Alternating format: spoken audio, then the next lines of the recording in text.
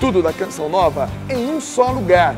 Canção Nova Play. O Senhor esteja convosco. Ele está no meio de nós. Proclamação do Evangelho de Jesus Cristo segundo Lucas. Glória a vós, Senhor. Naquele tempo, aproximaram-se de Jesus alguns saduceus que negaram a ressurreição e lhe perguntaram: Mestre, Moisés deixou-nos escrito: se alguém tiver um irmão casado e este morrer sem filhos, deve casar-se com a viúva, a fim de garantir a descendência para o seu irmão. Ora, havia 7 irmãos. O primeiro casou e morreu sem deixar filhos. Também o segundo e o terceiro se casaram com a viúva.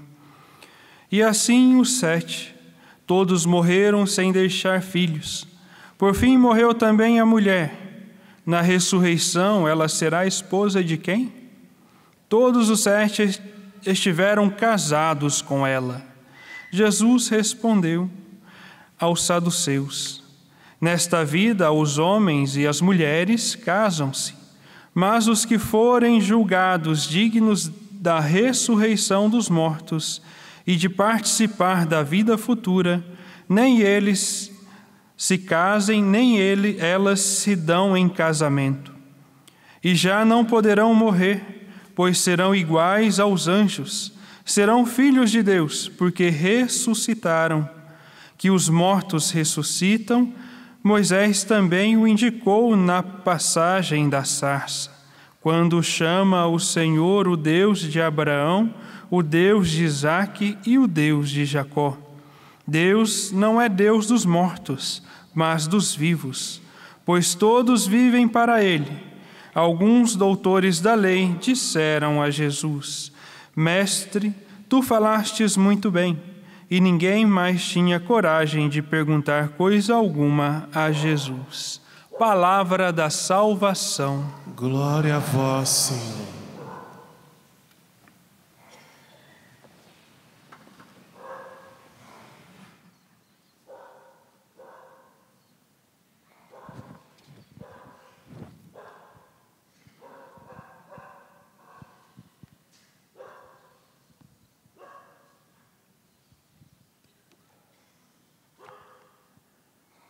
Meus amados irmãos e irmãs, como nós podemos perceber, a liturgia da palavra de hoje nos leva a refletirmos sobre a eternidade.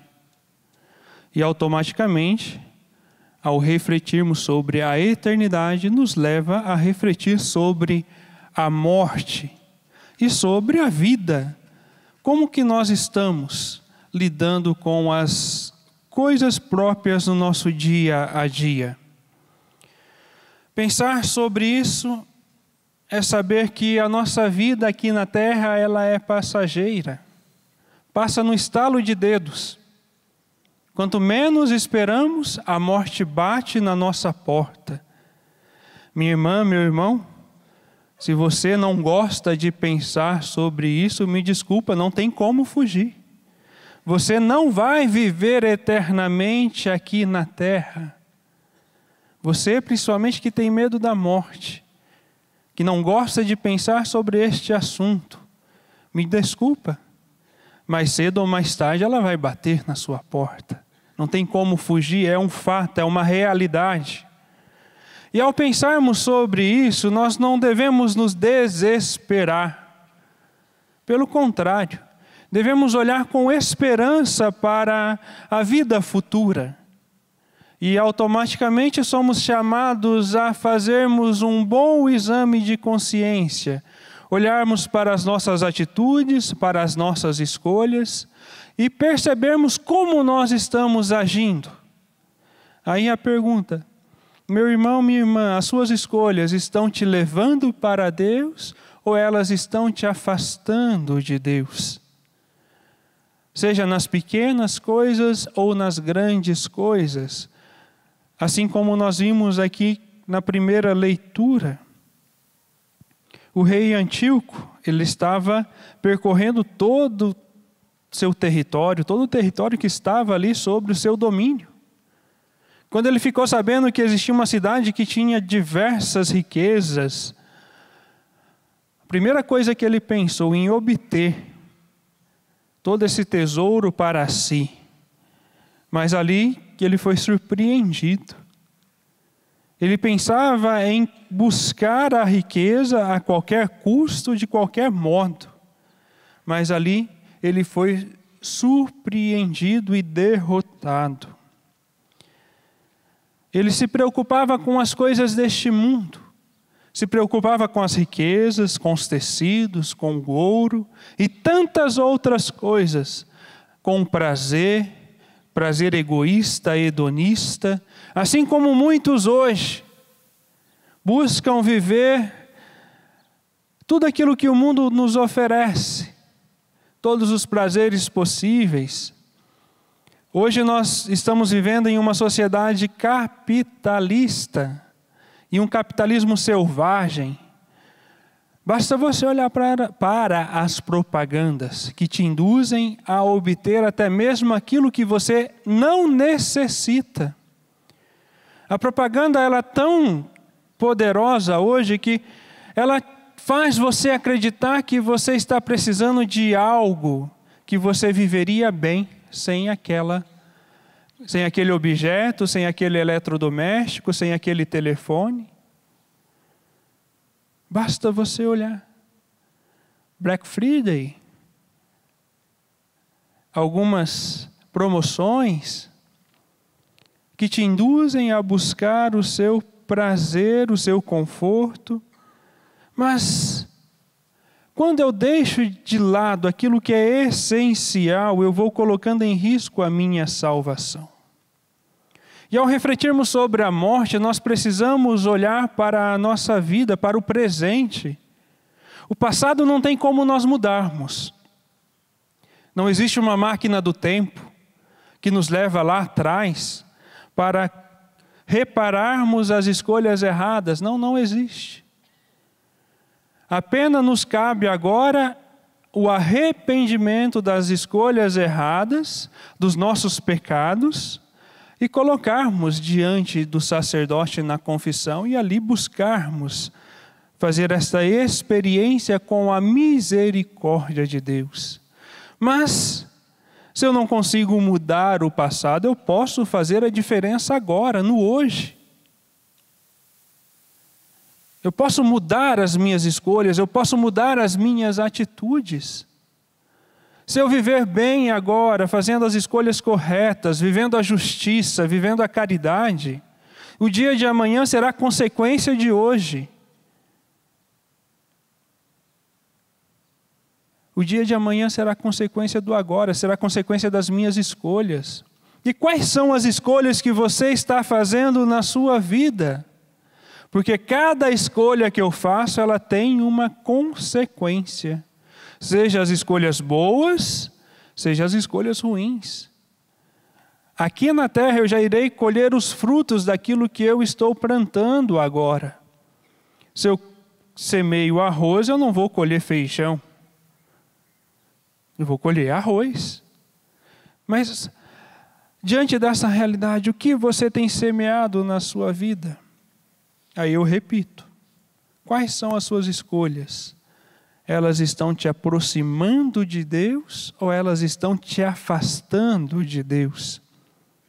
E hoje nós somos chamados a buscarmos a viver da melhor forma possível, da melhor maneira possível, promover uma vida melhor em todos os sentidos, seja por meio da nossa profissão, do nosso empreendimento profissional, ou seja, por meio da nossa vocação, a vocação que o Senhor nos deu.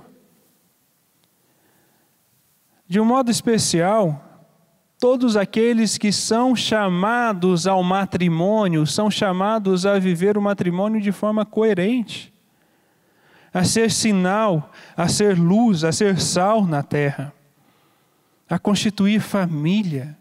O pai e a mãe precisam ser presentes na vida dos filhos. Os filhos precisam buscar honrar os pais e as mães. E assim por diante. Viver da melhor maneira possível agora não é viver os prazeres que o mundo nos oferece. Basta você olhar para o seu interior. E qual seria a sua resposta e qual seria a sua escolha se você tivesse a oportunidade de saber que você iria morrer no dia de amanhã? Qual seriam as suas escolhas agora? O mundo nos pede, vá viver os prazeres, vai viver tudo aquilo que eu te ofereço. Mas será que você estaria buscando a alegria eterna? Porque quando você busca as alegrias passageiras do mundo, você coloca em risco a sua eternidade. E a liturgia de hoje nos leva a olharmos para as nossas escolhas e a mudarmos de rumo, a retornarmos para o Senhor, a buscarmos a fazer as escolhas corretas, ou seja, viver a justiça, viver a caridade, buscar colocar em prática o Evangelho, buscar colocar em prática os ensinamentos do Senhor, entender e conhecer a doutrina da igreja para que eu possa praticar, para que eu possa colocar em prática aquilo que eu ouço, que eu escuto. É preciso assimilar, é preciso entender o Evangelho, é preciso entender e assimilar a doutrina para que eu possa fazer a diferença no mundo. Quantos hoje nos diz, mas meu Deus, por que tanta injustiça, por que tantas guerras? Por que tanta corrupção? Por que tanta maldade no mundo? A resposta é simples. Quem é o doador da paz, o verdadeiro doador da paz? É o Cristo. É Jesus.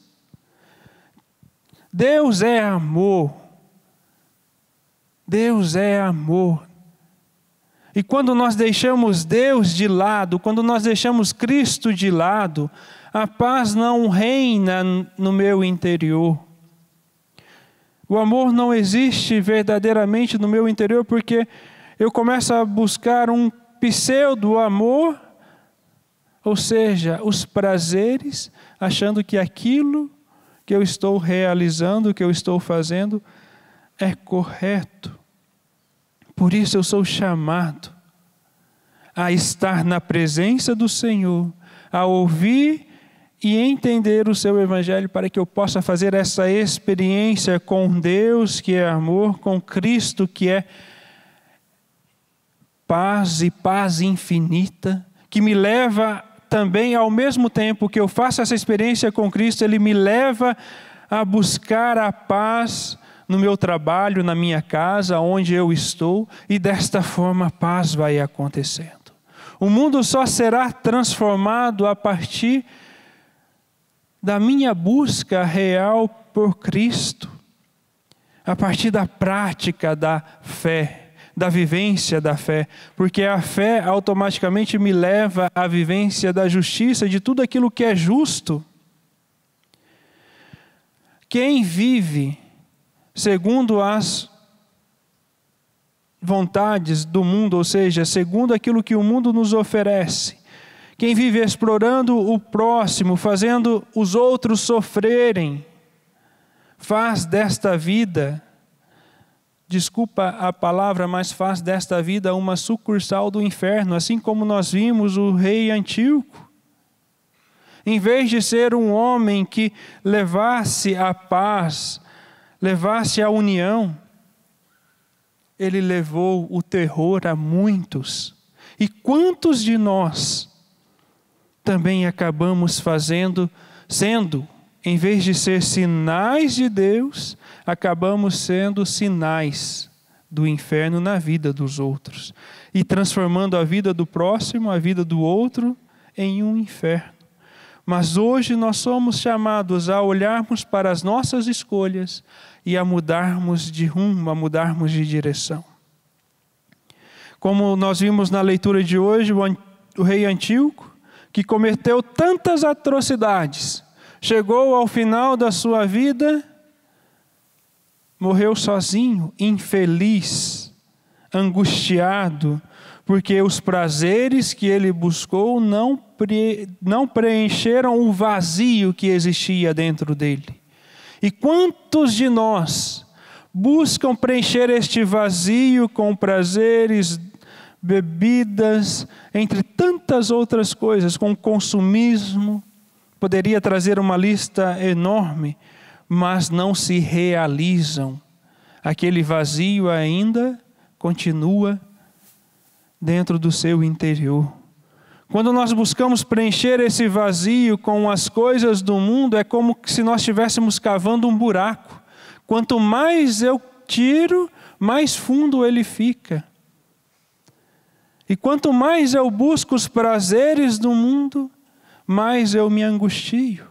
E quantos vivem angustiados, depressivos, com síndromes por causa das escolhas erradas, por causa da cobrança de si mesmo.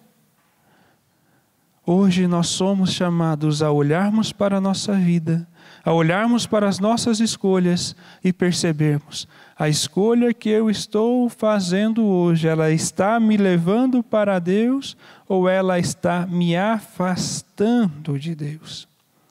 A situação do rei Antíoco serve para nos alertar, para que nós possamos viver neste mundo fazendo e promovendo o bem e a paz, para que nós sejamos construtores do reino de Deus já aqui na terra.